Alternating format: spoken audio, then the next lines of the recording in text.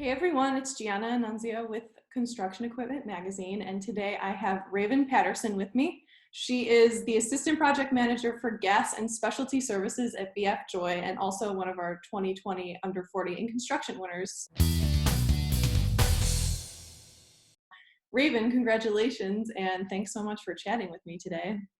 Thanks for having me. Yeah, so to get started, I guess just to start us off, I'm kind of hoping to hear about how you got yourself working within the construction industry.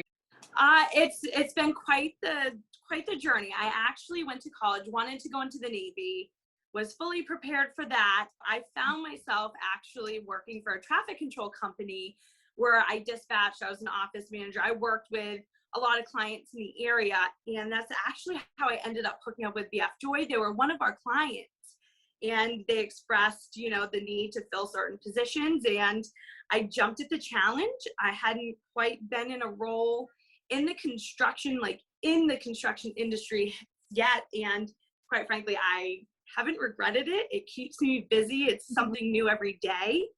And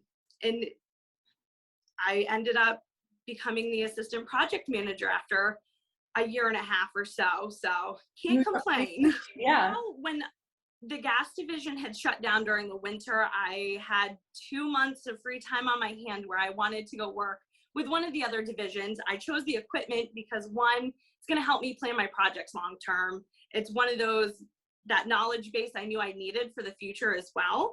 And quite frankly, I like the challenge. So when I got in working with the ESC department in the company, I really started pulling the rental reports, because we used multiple vendors across all different platforms for everything. And some of them were great, had online reporting, and some were still kind of in that Stone Age era where they had handwritten tickets.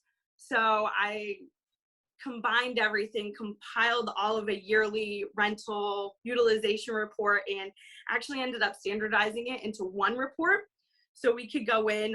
It was compare the rentals versus our owned equipment, and followed billing cycles, was able to be, to kind of push us towards cutting some unnecessary costs, just by analyzing all the billing cycles and utilization hours. It was a lot of work. It took me almost that entire 2 months to pull it all together and get it into one workable, spreadsheet. But we were actually able to cut a lot of costs, about 120,000 out of it. Oh my gosh, yeah, I bet everyone was happy about that. Right. Yeah, what was the reaction from your team? Was it, I'm sure people were super supportive and really on board with, the development of this. Was it helpful across the board? Sort of good reaction from everybody? Yeah, really. So what we found is we were able with that to kind of minimize a lot of friction between reporting from the field into the office.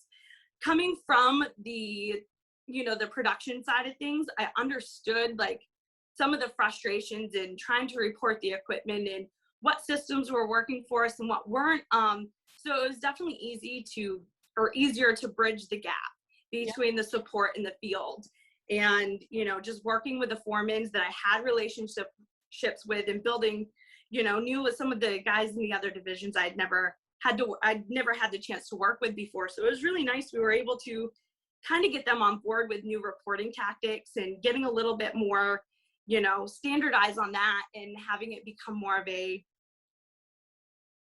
how do I say, like an obvious thing to do every day instead of having to track down hours.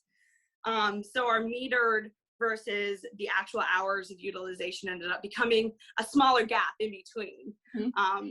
And with that, you're able to identify when we have equipment available to move to other projects, what we can call off rent, what we had still on a little bit of a cycle that we could use on other projects. It definitely was a lot of moving pieces, but it was great. For someone else who's sort of young and kind of developing within the industry, is there any advice you would give them, whether it be, sort of how you took charge with that and sort of developed that on your own, or really anything career-wise, any tips, tricks of the trade that you would have? I think the biggest thing is don't be afraid to make mistakes. I know I have definitely had made a few mistakes, and I ask a lot of questions. I'm one of those people. I'm not afraid to reach out and grab partners from other departments. And I mean, the minute you stop learning is really the minute you stop growing.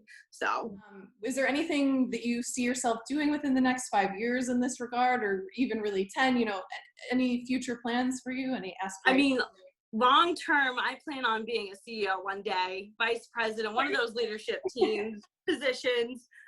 Short term, I'd like to move into more of a construction manager position, but quite frankly, for me, looking at management systems, I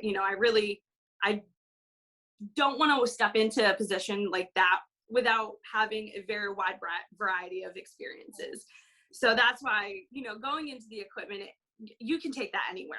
And then on top of having some PM experience too, it's really quite the little package I'm trying to build.